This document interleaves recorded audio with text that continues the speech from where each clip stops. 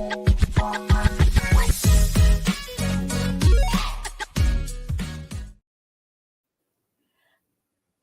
morning and welcome to another episode of Catholics at Home. I am Mag. It is so good to be with you this Saturday morning. And as you watch us this morning, do me a favor, okay? Drop me a line in the comment section below and let me know where you're watching us from, okay?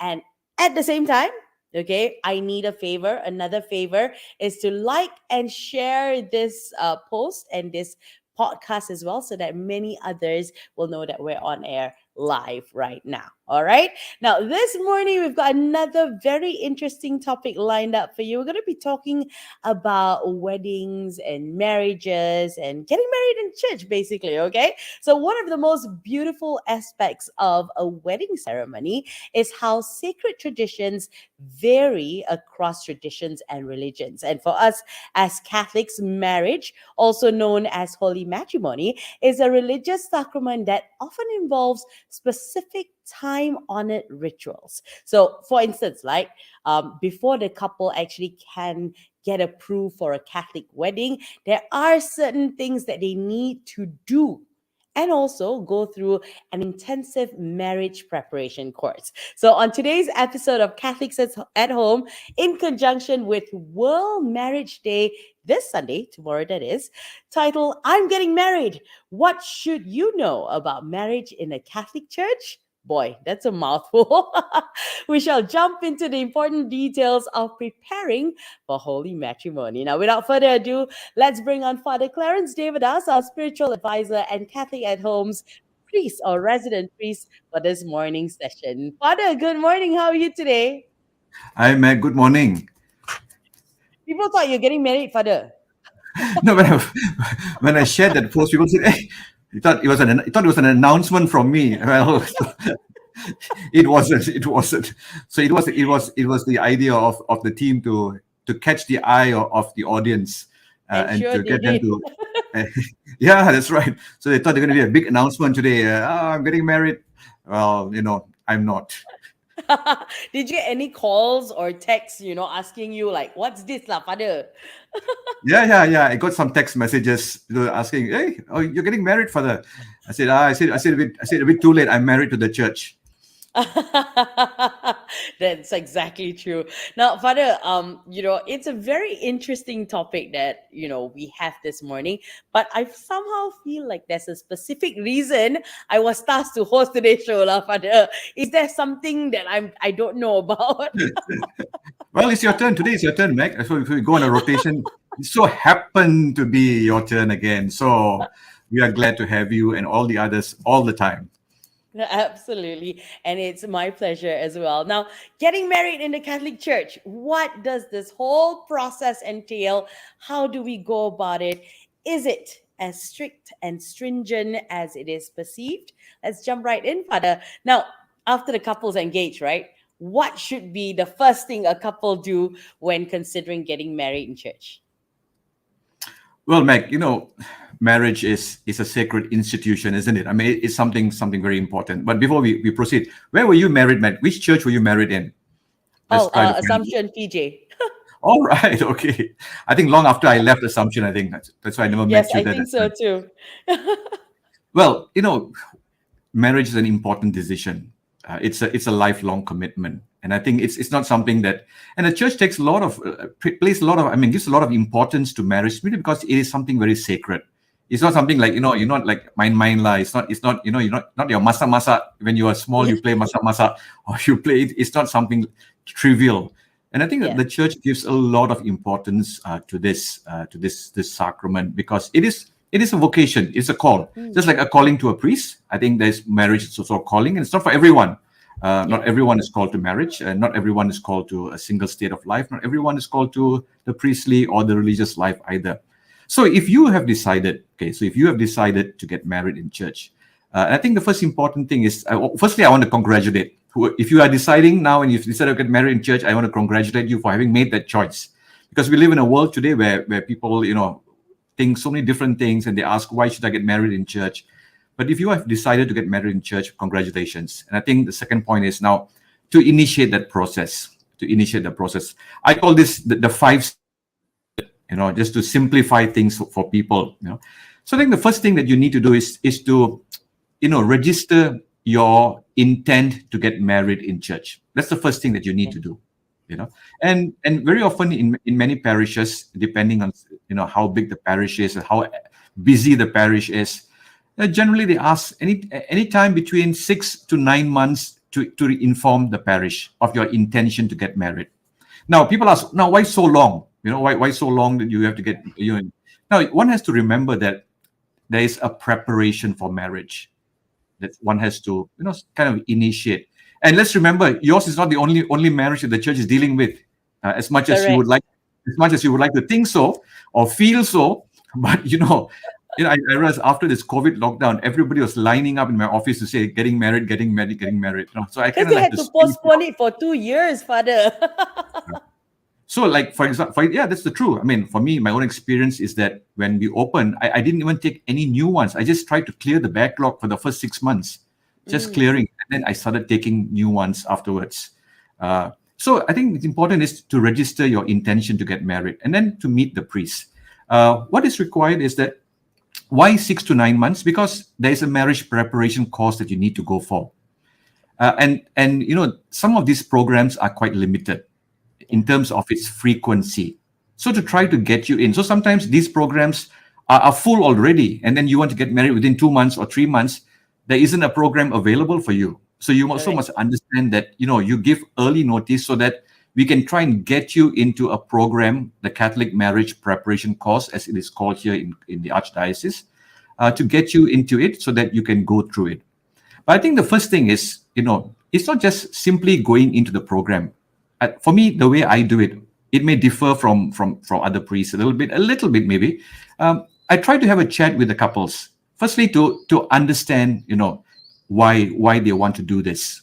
Okay, and I think it's very important. I always ask, why do you want to do this? Is it because you're being pressured to do this by your parents, or is it because you want to do it in church? Because it makes a lot of difference, Meg, in the sense that don't do it to please people. Sometimes we live in a society, we want to try to please everyone. I know some parents may not be too happy hearing this, but I want to hear from the couple to say that we want to do this for ourselves, because that makes a difference, really makes a difference in the whole But preparation. you're right, though, Father. I think coming from an Asian society, most of the time we have our parents, at the back telling us, you have to get married in church. Go and see the priest. You have to make sure you get the dates right, So you are definitely right when you say that, because I think most of the time we do have our parents at the back of us. And even if they say to me, it's my parents, I try to talk to them and see, and try to understand where they're coming from, and try to tell them why it's important, why marriage is sacred, why it's important to have it in a sacred place. So I think that's the initial conversation that the priest or the priest may assign someone to do this also, to a couple or something to do this. And I think the second thing is also to establish that they are free to marry in the church. Okay, so I think it's very important to remember that, sometimes when they come, one party may have had a previous marriage. And so we need to deal with that first, because sending them to a marriage course, if they are already previously married, now just gets their hopes all up and then suddenly say the church can't do your wedding. So we also need to manage expectation. So I think that the initial conversation is very important. So that's why we need time. As I said, parish priests are really busy. They've got so many things to do. So that's why giving early notice really helps. It takes the pressure off everyone. Your Especially the parents, priest. on you, on the priest. Yeah, the thing is, I said, when they can't get the priest, then they're using different channels to get to the priest, Yeah. Do you know this priest? Do you know that priest? Can you talk to this priest? So now that becomes very, very, very, very complicated and challenging. And I always say, for me, my preference is to deal with the couple, not with marriage planner, not with grandparents, because it's not they who are getting married. I've had experiences of marriage planners coming. I send them off. I say, no, I don't want to see you. I want to see the couple, if they are here, And during the pandemic, I've had to meet people over Zoom. Now that's made even possible. Wow. Those who are overseas or unable to come back, we met over Zoom. So I think the first step, Matt, is to register your intent to get married and give the parish ample time. That's the first thing I want to say. Father, I mean, are there, I mean, specific situations where couples would skip this part? No, it's kind of a requirement of the church, some kind of preparation. Required. Okay. So here in the archdiocese and many other dioceses, this is program. So we have Okay. different program, two types of program. One is the weekend program for couples who are unable because of work schedule or because of distances. We have this Friday, Saturday, Sunday. But Mm. prior to COVID, we had many of these 7 weeks program Yes.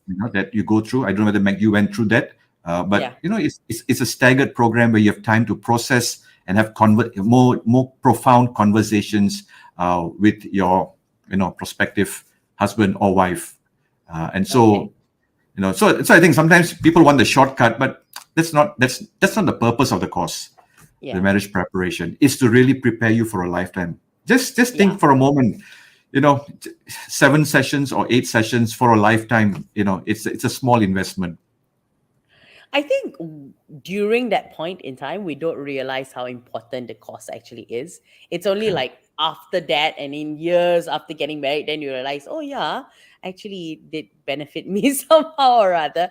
Now, Father, do we go to like your actual home church or where you belong or where you go to? Is there like a specific requirement to which church you can get married at? So usually it's your home church. I mean, because they have kind of like you live in that under that jurisdiction. Mm. But sometimes in the city center, the fluidity of people moving from one place to another. So I Yeah. always say, go to the parish, even go to the parish where you've been frequenting for mass, and I hope that you've been going to mass every Sunday, or as regular as possible. Go to that one, and then talk to the priest, and if he says that you go back to your home parish, then you go to your home parish. But sometimes some priests will have we'll have this conversation and say, hey, somebody from your jurisdiction came, and then so is it okay if I just continue because they come to mass here Mm. every Sunday, and I see them here and I know them. So it's always possible that way. So it's still possible, because especially if you're in a rural area, there's no choice, Meg. It's only one Yeah. church. Right. Correct. But the problem comes up because of the city. It's an urban problem, Yeah. that because of the fluidity of where people go. Definitely. I also think that, picking the church where you are familiar with, and especially if you're familiar with that particular priest as well, kind of helps make that, that sacrament even more special. For me, Yeah. at least. I mean, like for myself and my husband, we both came from different parishes. I grew up in Holy Rosary in Brickfields, and he went to SFX. But when we came together, we always went to Assumption. So that became like our meeting point. I don't, this is where we begin our journey, kind of thing. And that's why we got married at Assumption. So we were familiar with the priest too. That kind of helped. So it was nice, really. So now, Father, you mentioned that you have to have this conversation with the priest, and then you've also got your marriage preparation course. Anything else, in the whole process of arranging your marriage in the church? Yeah. So step two is this. Step two is doing the preparation. So going for Mm. the marriage preparation course, to go with an open mind, to go with sometimes there's a lot of resistance, or why do I have to do this? I know everything about marriage, but you don't realize that when you begin to talk to one another with guided questions, guided reflections, you begin to discover a lot more about the person.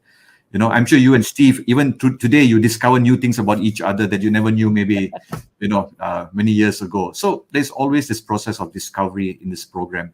And I think that's the important part, to go for the preparation course. And then after that, kind of in a nutshell, Meg, after that, you've completed the course, and you come back to see the priest, to do what is known as the prenuptial inquiry.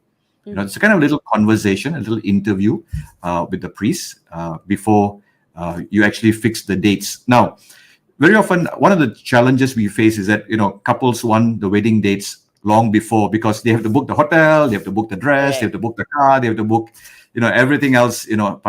But this is the reality in many parishes. Even I practice that. I said, we don't confirm any dates until the prenuptial inquiry is done. Now, that's very important. Why? Okay. Because in the prenuptial inquiry is where a deep conversation is held between the priest and the individual about their freedom to enter into marriage. Okay. whether they are marrying freely. The couple of things that we ask, questions that we ask in the prenuptial inquiry, the thing is, anybody forcing you to get married? No, are you doing it of your own free will? Because all this invalidates a marriage. You know, Yes. so we also ask things like, do you really understand the Catholic meaning of marriage? And a few things, and a few things. One thing we need to remember is that the whole idea of marriage is about being together. It's unitive, and it's also for the sake of children. Now, in the conversation, we also ask questions. This is where the deep conversations take place. The church teaches about that in Catholic marriage. I'm just going to simplify it. I'm not going to go through the questions, but simplify it. The church teaches about monogamy. It's only one partner. So sometimes, why we don't give the date earlier, because we haven't had this conversation. What happens if I give the date earlier and this person at this interview says, no, I don't believe in monogamy, I believe in polygamy, or I believe in polyamorous liaisons. Now, there is a Yep. problem. There's a problem to proceed. So for example, the whole idea, do you accept that marriage is also intended for procreation to children? What if somebody says, no, I don't want children out of this marriage? Yeah. And the other question is also that the permanency of marriage, that you intend to enter into a marriage, a permanent a union. If the person says, no, I want to say that, no, I don't believe in this, and I just going to see if it works out, it works out. It doesn't work out, I'm going to walk out. Now, so these are the conversations that we have. That's why when we do this prenuptial inquiry, only then we are able to ascertain all this. Then we say, yes, okay, now I give you a date. Because if we give you a date earlier, you go book everything, and then you come to the interview and these things don't work out, everybody's in trouble. Now I see why it's important to actually go and see the priest early, so that your intended date might still be available if you get this done earlier. You get everything done Yeah. and cleared, you get the green light and you get your date. But Father, there are also situations where people want auspicious dates, and that's going to be even more difficult, right? Auspicious day perhaps can entertain. Don't ask for auspicious time like 3 a.m. or something like that. I'm not going to wake up at 3 a.m. to do a new wedding. So, if people sometimes have 2/2/22 became an important date for some people. Yeah, I mean, if we can accommodate, we accommodate. For whatever reasons, we're not going to fight over that. But I think so sometimes so many people want the same date. So the early preparations are very important. That's why I said, I'll just give you an example. Going back to the PNI, I had a situation where when I first interviewed that person, asked you, are you single and all that? Yes. Came to the PNI, the pre-inquiry, I discovered that this person had been married before. Oh dear. Okay. So the person wasn't honest with me in the early conversation until I started probing in the prenuptial inquiry. Thankfully, I never gave a date for the wedding. So sometimes things like this crop up. So that's why people start asking us, no, Father, we want a date. Hotels are not available, the dress not available, car not available, or whatever, church not available. We need to be 100% sure as much as possible that all the requirements of the church are fulfilled, that you are free, that there are no impediments, that there are no hindrances, and everything else is okay. Then we have done this conversation. Okay, now let's talk about a date. Because once I give a date and you go and book everything, and then come PNI, I say, no, the church can't proceed. The priest looks like the bad guy. The church is evil. The church is not understanding, and we hear all these things. That's the reason why we ask them, come early. Let's talk about it. Let's prepare all this together. All right. So if you're planning to get married really soon, make an appointment with your parish priest or Father Clarence so that you can get your date right. No, I'm not going to stand. No, go to your local parish. Go to your local parish. That's your most home important. parish, at least. Yes, definitely, for sure. Now, Father, in that situation which you just mentioned, right, and you find out things that don't fall into place and goes against the rules and regulations of the church, then what happens? So now we have to start having the conversation back. Why is like this? Why this person doesn't want this? Why this person doesn't believe in this? Start having this conversation all over again. Mm. because the properties of marriage are very important. As I said, marriage is something sacred. It's not mine. It's not a contract that we are signing. It's not a sale and purchase S&P that you're signing, Agreement. Yeah. an agreement that you're buying. But it's something that you are committing yourself to, and not just you want to be sure. The church also wants to be sure that you are ready for this. You know, you are ready for this commitment, and I think that's why it's important that we priests have this conversation, and ask the couples to be honest, because no point 5 years down the line and coming back to say that, oh, I wasn't honest, I wasn't sure, I was being pressured. So it's a huge commitment that you make. Yes, there is an element of a leap of faith because you're entering into an unknown when you marry somebody, but at least some amount of certainty. I'm sure, Meg, even you, when you were going to marry Steve, of course you were sure this is the person, but also, I'm sure that day of marriage you had some butterflies in your stomach. No, It is was too this long is ago. all right? Okay. I mean, it's there, lah. I mean that suddenly you have second thoughts, but that's the leap of faith. So in the Yeah. church also we ascertain that to a certain point, yes, this person is ready to get married. Yeah. Although I gotta say though, Father, my husband had butterflies because he called me in the morning just to double check if I'm going to church and I'm not gonna leave him at the altar. So it happened. Okay, so Father, many people have perceptions that the church can come down as very strict, very stringent when it comes to the requirements of getting married in church. What are your comments? No, Meg, for a marriage, it's there are only 5 people required. If you look at strictly at the law, the minister, the church, the priest, the couple, and 2 witnesses. That's all. That's all that's required. You don't have to. You don't have now. Parents are tomorrow going to come after me. You don't have to invite the whole village to come along. But we are Asians. Families are very important. Not just immediate families. Extended families are also very important. As long as you marry somebody, you marry the whole family. You don't just marry that person.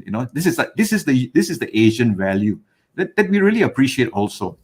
So Absolutely. what is important is that I think I've had so many situations. People come and say, Father, I ask them why you don't get married. Or no money, Father. Economic strains. Because they have to invite everyone. I said, let's get back to the essence of it. If you are really not able to do it in a large scale, then do it as a small scale.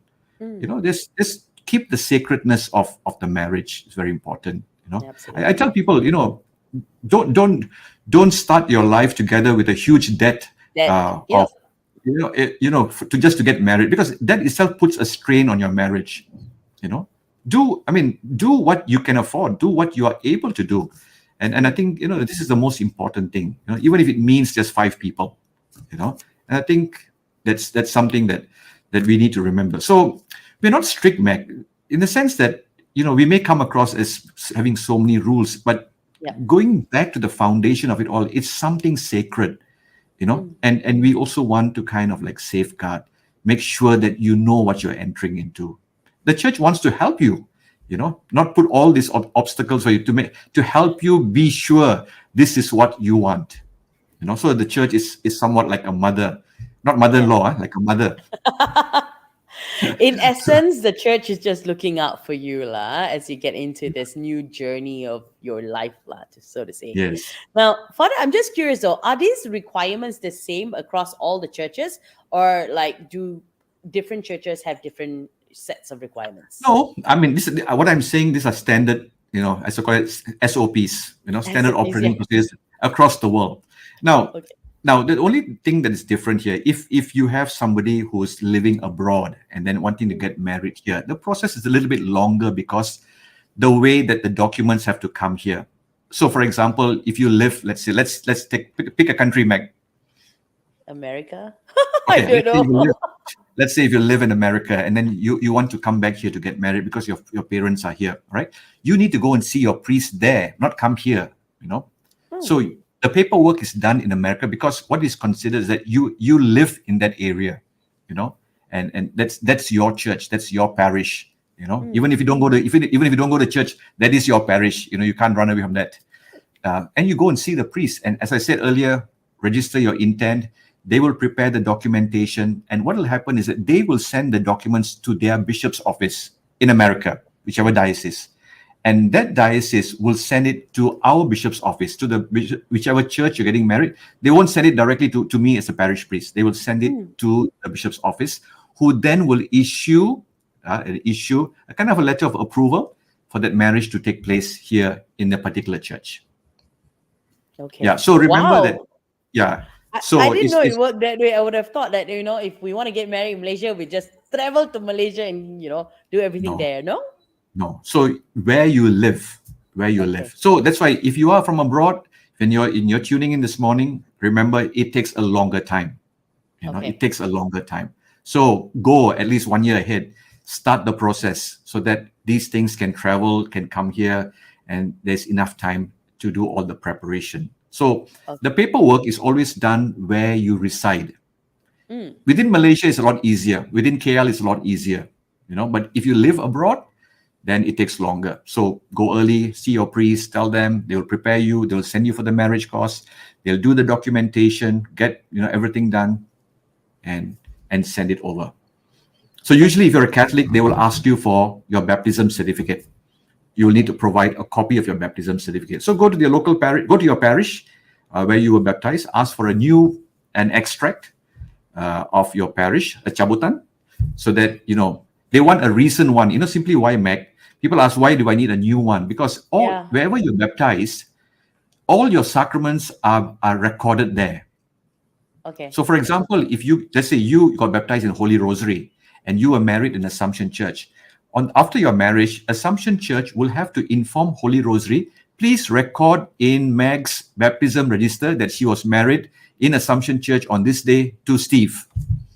So that is Wow. the source of all your baptismal all your sacramental records, even confirmation. I did not So, know that. yeah. So why we ask for a recent one? Because to indicate that you have not had a marriage in church before. Okay. There's no Okay. So record that's in like your your proof. baptism to say that you were married somewhere else, so there's no Yeah. proof. So any church you go to, even if it's overseas, they have to inform two things: your marriage and your confirmation to the church of baptism. In the book, there's a column that Meg was confirmed on this date. I can go and check in Holy Rosary tomorrow if you want. And Meg was married to Steve on this particular date. Yeah, so that's very important. That's why we ask for a recent extract of your baptism cert. Wow, I learned something new today. By the way, Fada was confirmed in St. John's.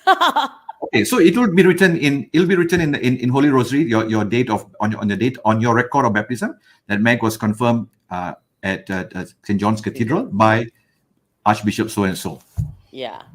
Oh, so your where you get baptized will become like your headquarters, lah, Father. For All your the record, information will be fed there. yes, Yeah. yeah, yeah. Oh, interesting. Okay. So does that explain why, in the past I've heard of people, rushing to get confirmed because they need to get married? Is it true? Is that like a rule that you need to be confirmed to get married? So one of the things that the canon law says that where possible, to have the person confirmed. So we Mm, try. If there's something coming up, we try to get the person confirmed. It's also part of the formation, to get okay. so that the sacraments are complete, like Meg. Yeah. So not that there isn't a kind of a leak or a bocho somewhere in between, that you missed out. So we try. You may have missed confirmation because you went overseas to study or you went to a boarding school, you couldn't get. So Mm, we try to help you to get it. So it's not that you have to for marriage. You follow the church's law, but mm. we try to get you confirmed also if possible. Okay. All right. Now, Father, for as long as I can remember, even when I was younger and my aunt and my uncle were getting married, I remember that there's always been a stress on the marriage preparation costs. And I think in the past 10 years or so, it's been intensified, right? So, for the knowledge of everyone tuning in this morning, why is the marriage preparation cost so important? In those days, if I think of my parents, they met a day before marriage, so and everything worked out well. So we have situation, but as time went by, we begin to realize people needed preparation. that some kind of preparation. So what we offer, in that 6-7 weeks is just, some basic tools. And some people say, oh, it's boring, la father. They're all, old people who are, just nagging us to death. It's not that. It's how much you want to invest in it. How much you want to invest in it. Yeah, I mean, how much you want to invest in the conversation. Sometimes couples come and say, okay, let's get this done and let's get this done and Over over and with. done with. Yep. Over and done with. Yeah, so very quickly. So it's not that. It's investing in a preparation because the church requires it. So it's now last year I think the Holy Father is experimenting a 1 year preparation. Yes. We I don't spoke know how about that's that, right? I don't know how that's going to work out. Is it going to scare people away or bring people closer? But I think looking at the world's situation and how married life is taking its course, I think there's a cause for concern for the church. Yeah. That the number of marriages that keep breaking up. So it's like almost the 1 year is like a catechumenate, like RCIA that you go through. So I think the importance is that to take it seriously, Lamek. I think that's what we want to say. Take it seriously. Okay. So, Father, is there such a thing as failing the marriage preparation course? I mean, can you fail the marriage preparation course? And if you could, right? How does one fail, and what happens then? No, there's no grade point average here at all. There's no test. There's no test. So in the marriage course, it talks about relationships. It talks about natural family awareness, fertility awareness is one of the programs. How you plan families, plan parenthood, as opposed to contraceptive mentality, and also financial. How do you do finance? I don't know whether Meg you remember. It's like it's not a what is mine, what is yours is mine kind of thing. Not that philosophy, but how you manage a family also. So these are things that sometimes you don't talk during your courting years. Everybody's lovey-dovey, you don't talk. So this forces you to talk a little bit. So there's no such thing as passing or failing. There's no mark. There's no passing mark at all. But Okay. you rate yourself. You grade yourself. How much? Because I always ask, how much have you invested in it? Yeah. Because it can only help you and not me in any way. It's only going to help you. Okay. So now I'm going to get to the juicy part of things, Father. Being in a multiracial, multi-religious community society, right? It's not out of the ordinary to have mixed marriages. So I'm just curious, if the future spouse is not Catholic, is the process the same? I mean, do they need to convert in order to get married in the Catholic Church? Yeah. So let me answer the second part of your question and then go to the first part. You don't have to convert. Okay, that's a simple answer. You don't have to convert. You can remain in your faith, but the preparation is the same. The preparation is the same. We still have to go through this documentation. We still have to do the marriage course, marriage preparation course. You have to make that declaration that you also believe in the permanency of marriage, the faithfulness of husband and wife. Procreation is part of of the marriage institution. You also must subscribe to those things, which most people do subscribe also at the time. But there's one thing, so there's one thing that's different in the process. In the prenuptial inquiry, there's something known as an impediment. An impediment is something that blocks. So generally, the rule is a Catholic marries a Catholic, right? But if a Catholic marries a non-Catholic, we call it an impediment. There are two impediments. One is the impediment of mixed marriages, means you're marrying another Christian. Or there's another one called the disparity of worship, which means that you're marrying someone who's a non-Christian. Yeah. All right. So in that conversation, it's always asked, so there's a dispensation that needs to be applied from the bishop. So let's say, Meg, if you are marrying a non-Catholic, the bishop has to give you permission. Okay. Okay. Yeah, to get married. So basically, normally he does that, unless there are grave reasons not to give you. But there are two things that are asked of the Catholic. First thing is that you remain faithful to your faith. that you don't leave the Catholic faith because you're marrying. So to protect the faith also, Yeah. That's one. Second question is to also, if there are children, to do everything within that is possible in the context of the unity of the marriage to have the children baptized. All right. So the Okay. kind of obligation is on the Catholic, right, and not on the non-Catholic. But the Okay. non-Catholic also declares to say that he or she has been made aware of the obligations of my Catholic partner. Okay. That my Catholic partner has this obligation. I'm aware of it. I've been told about it. Okay. You know? So those are the two things that's a that's the only difference in the process with the marriage between two Catholics, and if one Catholic and the other non-Catholic to apply for a dispensation, either for mixed marriage or for the disparity of worship, which the priest will assist you.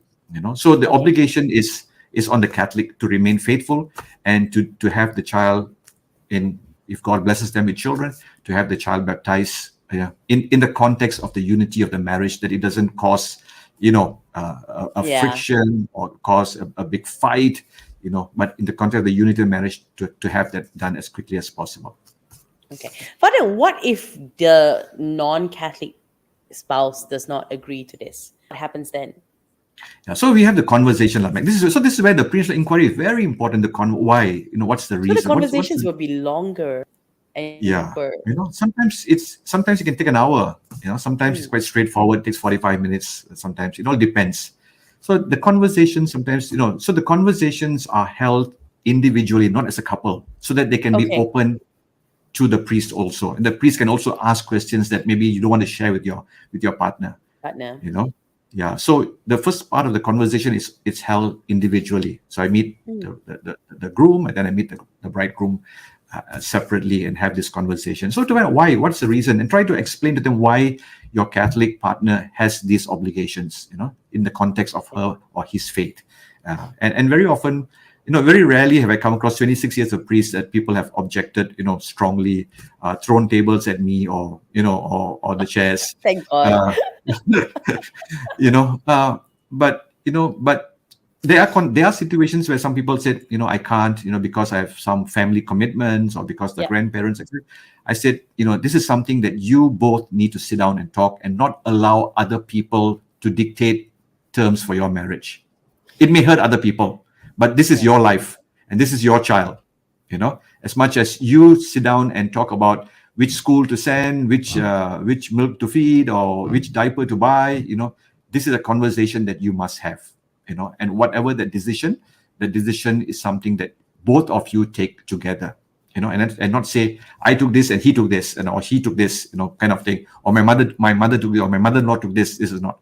This is your marriage, your child. Make the decision.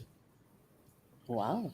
Brilliant. Now, still on the topic of being multicultural, since we're all so rich and diverse in cultures, Father, are there any rituals or practices that are not accepted in the Catholic Church, and should be avoided? And what are some of the rituals that have been accepted by the Catholic Church? Well, because culturally Tricky, we have, right, Father, this one? yeah, culturally we have cultural roots. Let's put it that way. And Yes. some things are very ingrained in it. Things like, okay, like someone who comes from a Tamil background, the exchange of the flower garland is very important. Mm. So that's kind of incorporated into, though our rite in itself is complete, and the marriage, the two people that marry who exchange that consent, that is the essence of the marriage. Yeah? I take you so and so to be my wife. I promise to be true to you in good times and in bad, in sickness and in health. I will always love you. No, I've memorized it. Looks like it. Impressive.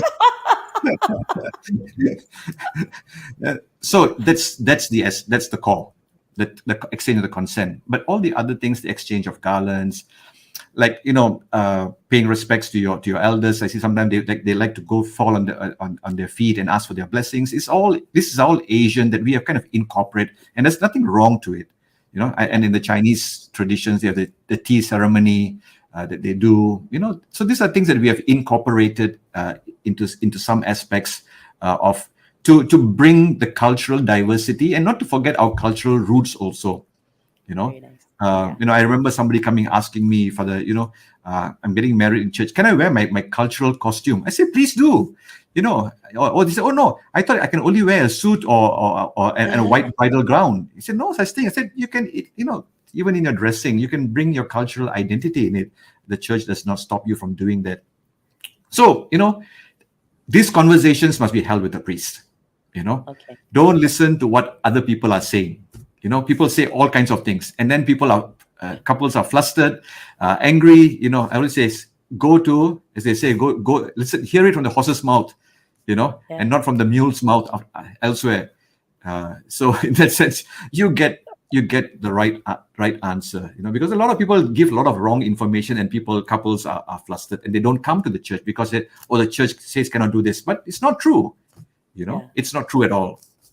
So it's very important to actually go and have that conversation with your priest to find out, what you cannot do. And I'm sure they will understand your situation, whichever situation we come from as well. Now, Father, after all the whole preparation for marriage is done, right?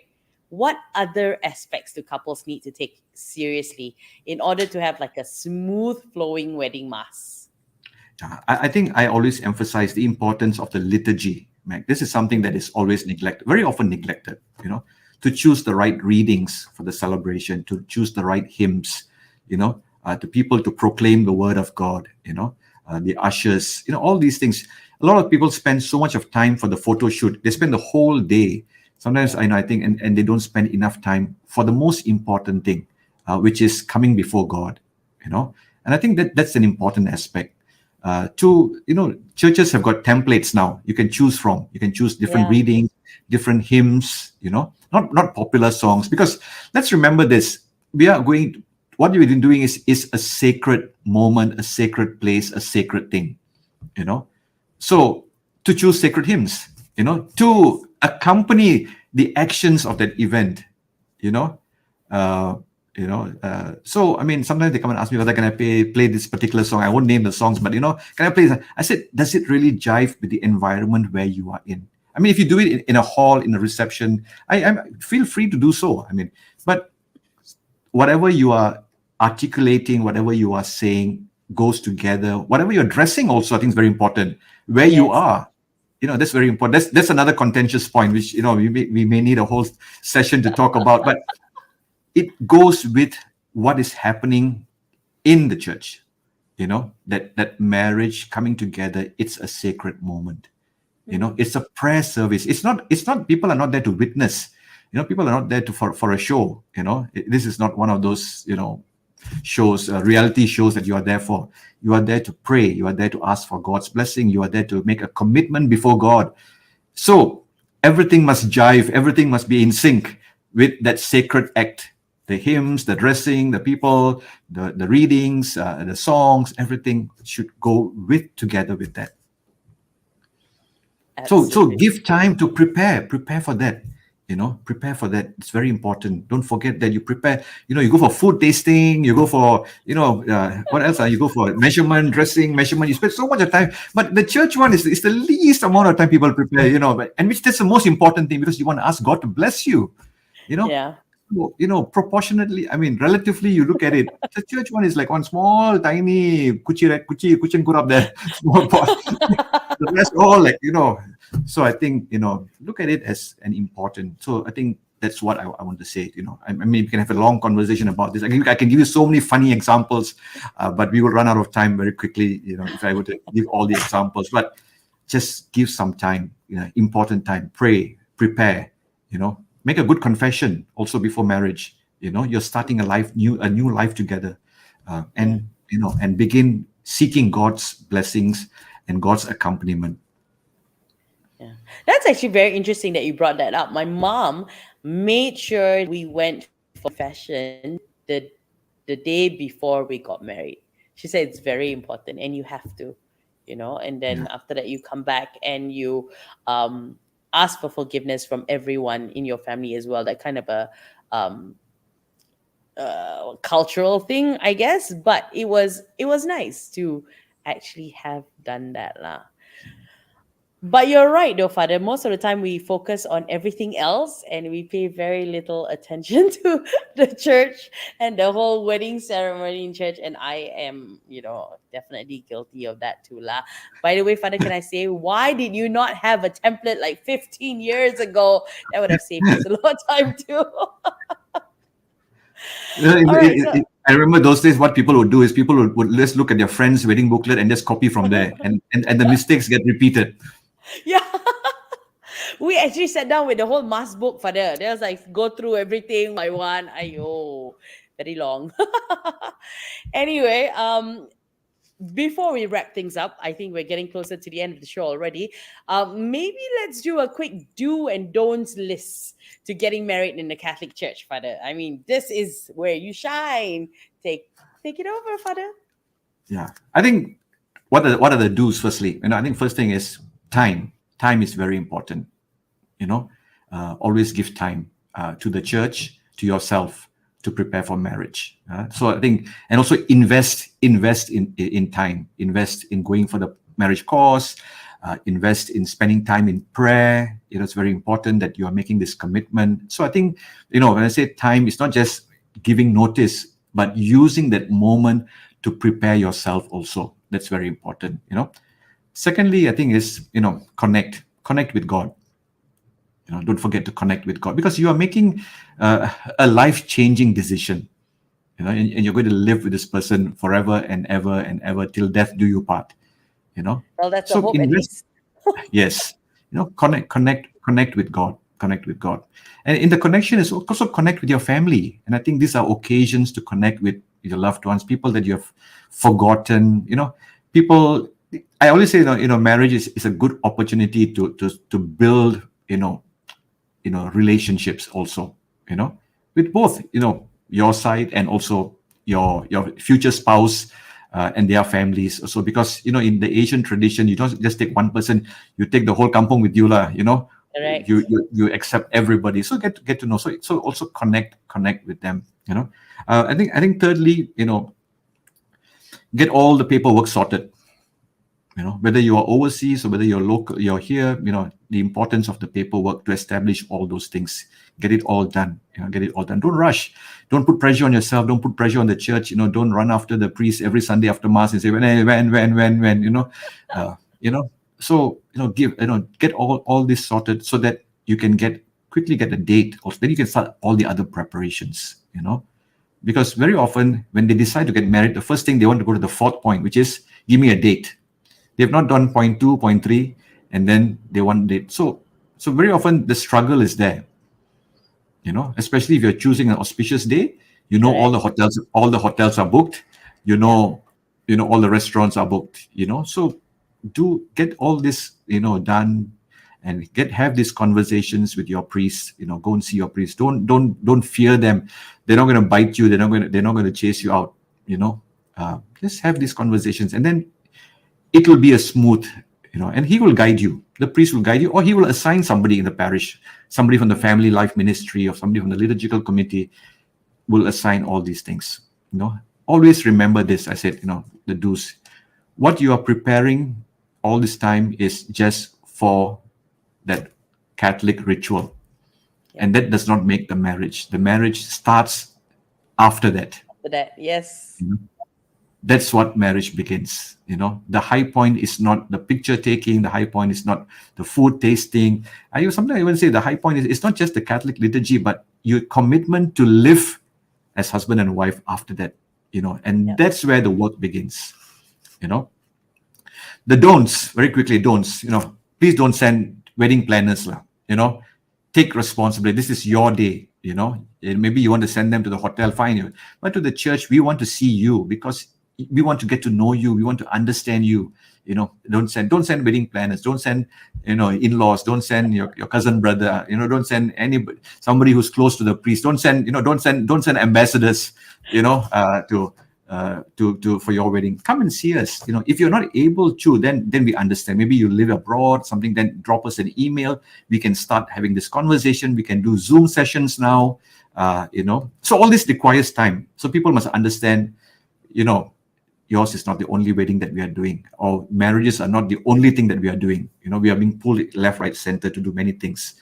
So I think what is important is that take an interest. Don't send people. I think second thing is don't get angry, don't get upset if you find a stumbling stone on your path in the church. There are always ways around it. There are always ways to help you. It may take a longer time, because especially if somebody who's got a previous marriage, then we need to go through a process.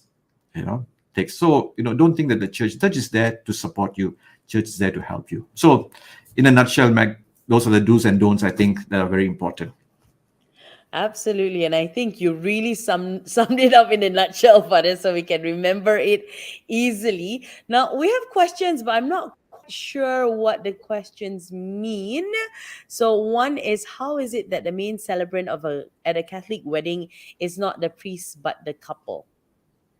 Father, do you Yeah. So understand? the ones who actually, not the priest, we say the minister, because you are ministering to each other. So I say the consent is very important, because you are now ministering to one another, and that is the core. That is why the church says there's only one consent. There cannot be multiple consents. Yeah. So you make that one consent. So sometimes I struggle with this. I struggle with this when people say, Father, can we renew our marriage vows? I said, what was wrong with the first one? Was that flawed? If people whom I know, I will ask them, say, oh, was that flawed, or was there something wrong with that, or something had gone wrong? It is a one moment thing that you make that commitment. Yes, this is it. It is not a service contract for your lift or for your aircon that you have to renew every year, or for your cleaning apartment. It's not. Of course, people want to celebrate 25 years, 50 years. Fine, yeah, I agree. But always remember that if I know them, I will always joke, what was wrong with the first one? I said, why do you need to renew now? But try and understand that is the key moment. That is, you have made an informed decision.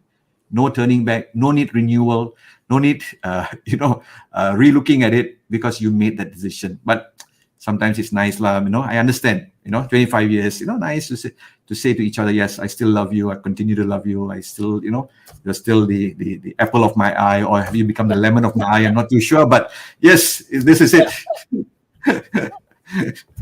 So it's a one-time contract, no need to renew. Wow, that's brilliant.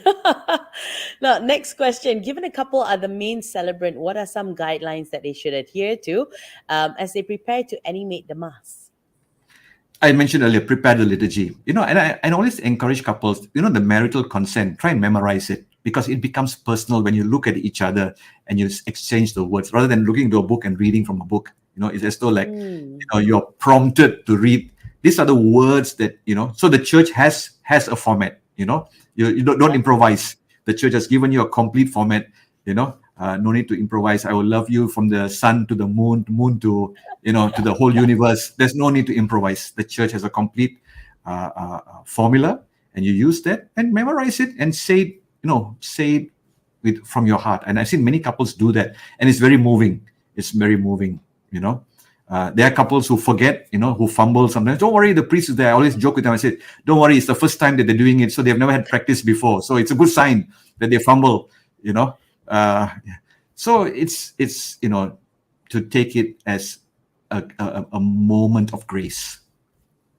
Wonderful. Father, I know this is a question that came in. Is the Catholic Church against having your wedding at a different location other than the church? So as I said earlier, the proper place is a church, because it's a sacred event, a sacred event. Now, there are occasions, there are situations where people want to get married in a chapel, or in an oratory, or somewhere else, So the church says that a suitable place. Now, this is where it's quite vague, quite vague. The law says, or any other suitable place in the code of canon law. People have interpreted in different ways, in so many different ways. You ask me, people ask me, Father, would you do destination weddings? Yeah. The nice idea of going on a holiday somewhere and sitting by the beach and or by the pool.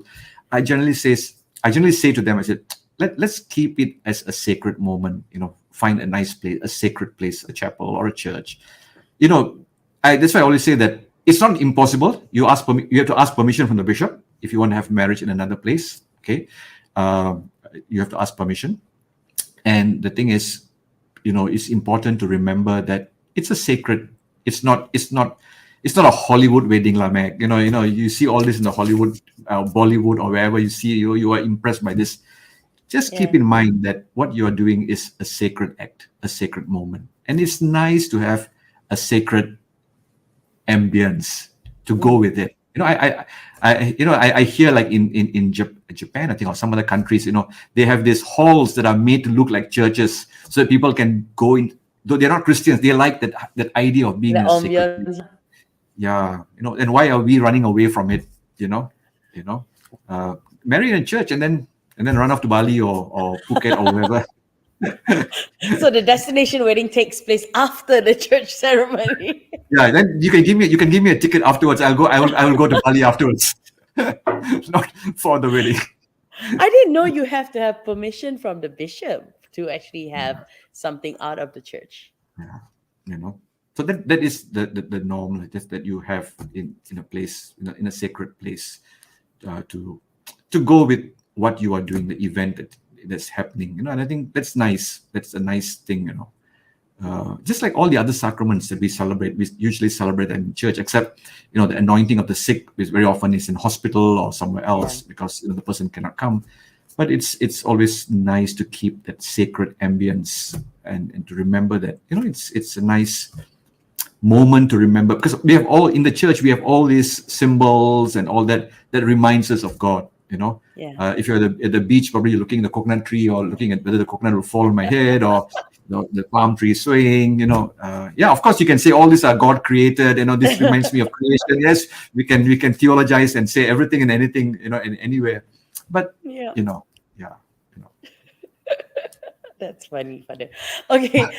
So what would you say is the one most common thing that most of us tend to forget when it comes down to, preparing for marriage in the church?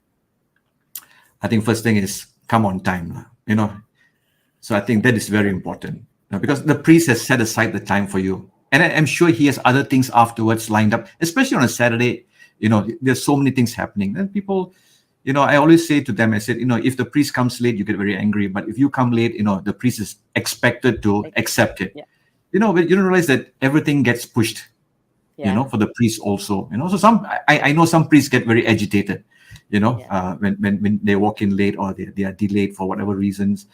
you know let's be respectful of the time for each other, for you and for me. Don't just think that it is for you that's important. Your makeup artist didn't come on time, but the priest also has other things to do.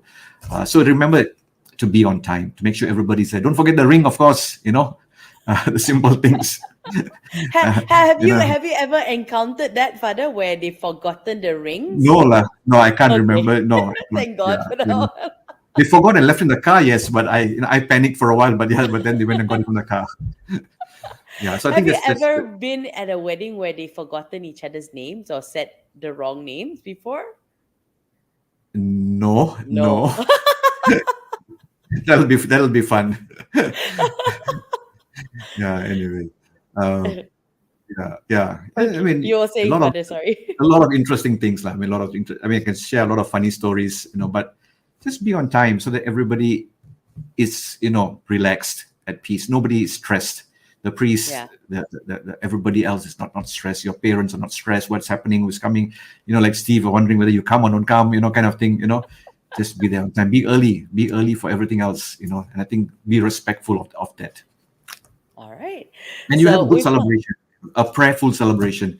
Forget about the photographers. Everybody is forgetting to pray and stopping and looking at smiling at the camera, and all that can take place afterwards, the posing and all that. But it is a moment where you really want to turn to God and say, God, I'm beginning anew. Walk with me. I need you. That's nice. I think that's as simple as you can put it. It's so precious. All right. So, as we've come to the end of the show already, Father, before we introduce what's going to happen next week, maybe you'd like to advise, or what's your final words for all the couples getting ready to, pursue this next step of their life, the next phase of their life? Very simple, Mac. Just one line. I think go and see your priest. Make an appointment to see your priest early. And then whatever I've said, he will have a conversation with you. It may change a little bit here. Don't use this video and say, look here, Father Clarence said this. Some parishes tweak it a little bit to suit their needs also. So we must understand that, the universal laws are same, what you need to do. But sometimes you also need to remember that certain parishes, certain countries have certain particular laws that maybe you need to be aware of. So as soon as you are already considering marriage, go and register your intent so that we can start the process early. We can get everything done and everybody is happy, and we can say they lived happily ever after, just like every fairy tale you and I read when we were young. That's a fairy tale, Father. That's a lie. But with his guidance, of course, everything will be better and the journey will be smoother for sure. Now I hope we've enlightened you this morning, in your whole preparation to get married in the Catholic Church.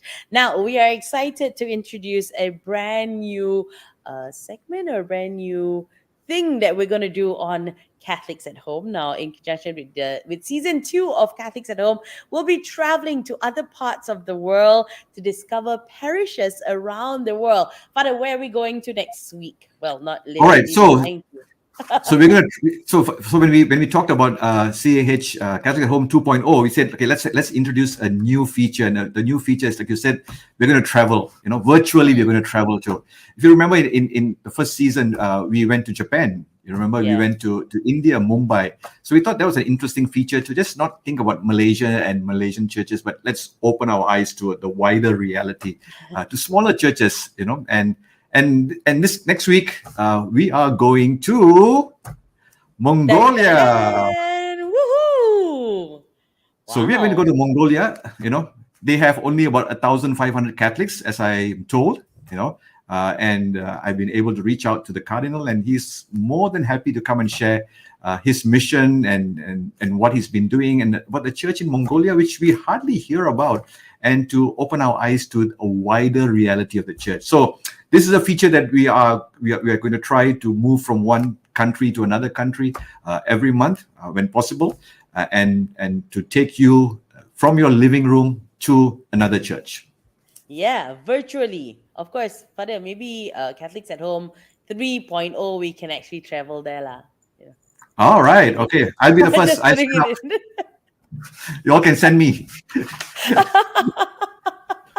All right, so we've come to the end of our show this morning. Thank you so much for joining us. Of course, if you have any questions, you can also still put it down in the comment section. I think if Father has extra time, he will go through it and answer your questions accordingly. But Father, as always, let's end the show with a prayer. Name of the Father, Son, and of the Holy Spirit. Amen. God, our loving Father, as we celebrate World Marriage Day, we also pray especially for all married couples and those who are preparing for marriage. Lord, as you have blessed them with this great gift, this joy of marriage, continue to inspire them, continue to lead them, and also to help them find in the church their love for one another and their love for God. Bless especially those who are preparing to get married in the church. May they truly encounter you, especially in their preparations and in the celebration of their marriage. We pray all this in Jesus' name. Amen. Amen. Father, Son, and Holy Spirit. Amen.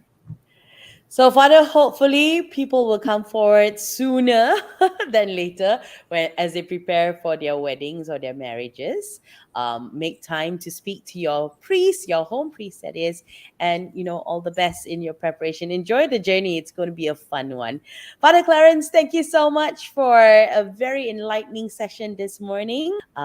You have a fantastic weekend ahead and a blessed one too. I'll see you soon. Take care, everyone. Bye-bye. Bye, everyone.